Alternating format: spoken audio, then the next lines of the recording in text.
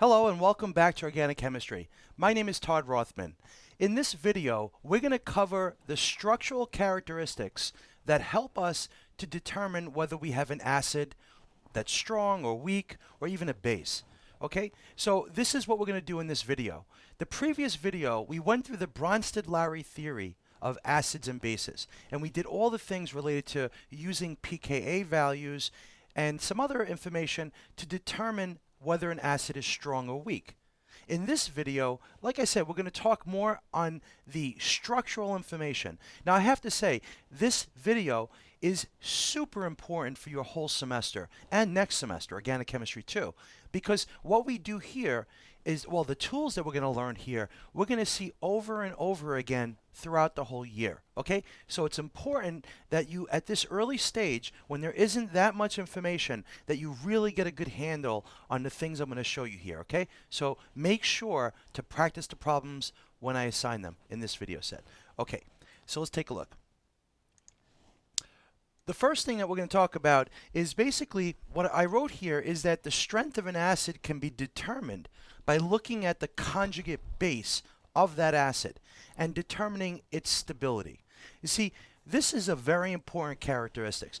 The stronger the acid is, then the weaker its conjugate base. Now, we know that from the Bronsted-Lowry video, but I want to dig a little bit deeper because what I want you to recognize is that when I say something is weak or not let's say weak, for example, then that would mean that it's very stable.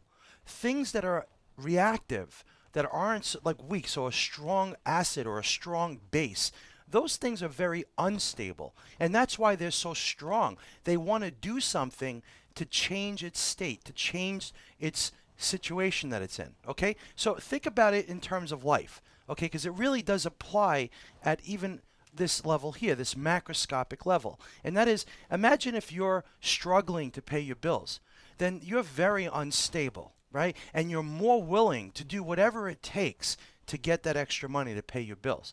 However, if you're a multimillionaire, right, you're probably not as concerned about paying bills. You probably don't have the same worries that other people would have that are really struggling to get by. So you're a lot more stable and you're less reactive. You're less likely to go out there and do things that might bother you, for example, or that might alter your state for the moment, right? Because you're a lot more comfortable. The same thing applies with molecules. Molecules react because they want to become more stable. They want to become in a situation where they don't have to do anything because they're very comfortable in their situation. That's what's happening. So, with that said, if I tell you that we have some acid and it's going to react with a base to become A minus plus, let's say Z. I'm going to write Z. I want to fix this. So let's say Z, HZ, and then let's make this here a Z. Okay, so if this was to take place, and I told you that almost all of HA is going to protonate Z, then there's two things that you know. Number one, that this is, of course, the acid, and this is the base. This is the one that's accepting the proton to become the conjugate acid and the conjugate base over here, right? So here's the conjugate, and here's the conjugate.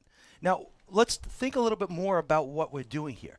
We're saying that HA is the acid. It's the stronger acid. And we don't know what HA is, but let's just make believe it's the stronger acid. So this reaction goes forward.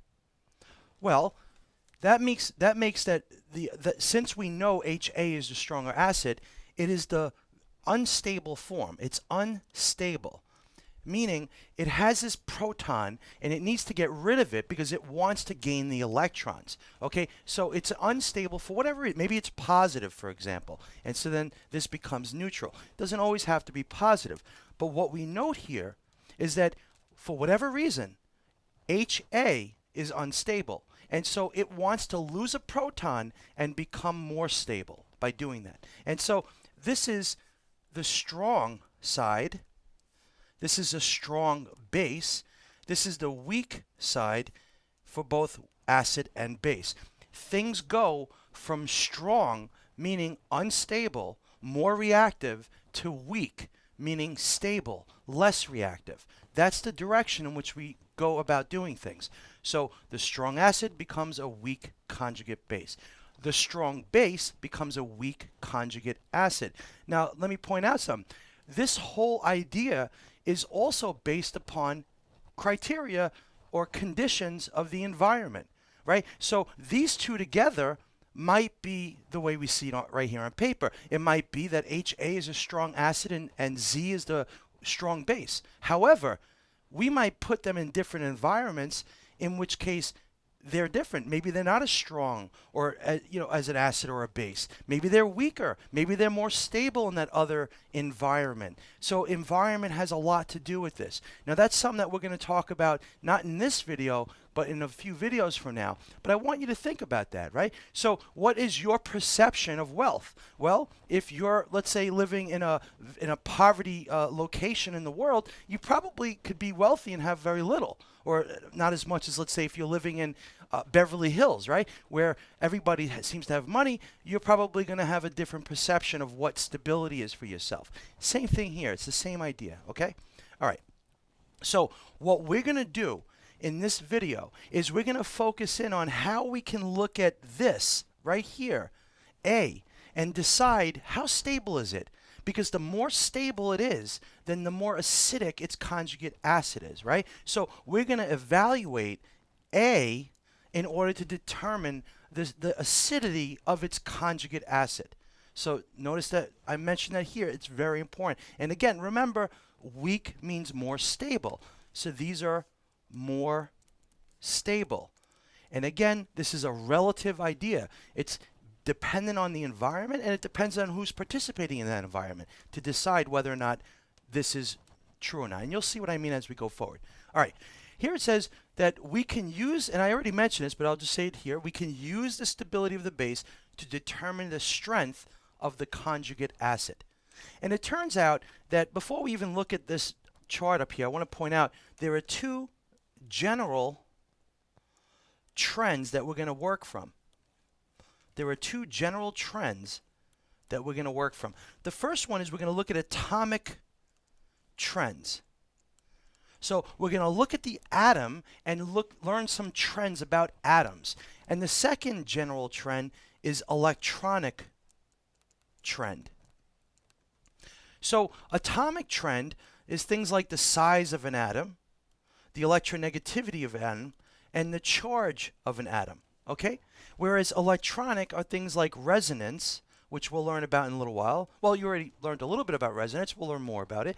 And also, we're going to learn about what's called inductivity and hybridization.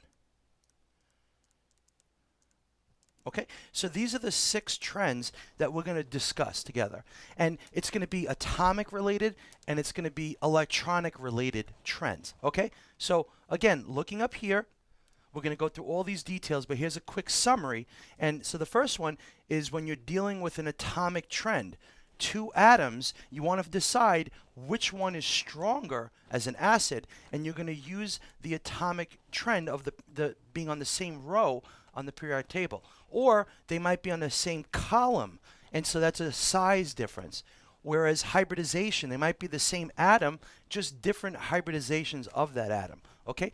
Inductivity, we'll learn about that. I don't want to even bother giving you a quick one on that. Resonance, we're going to learn about that as well. We'll learn that the more resonance, the more stable the base is, which means the conjugate acid is more acidic.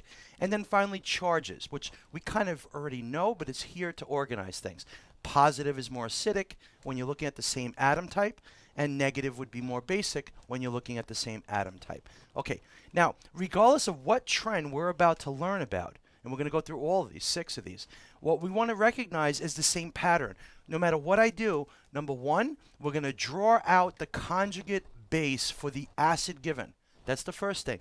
Then we're going to figure out which trend do we look for.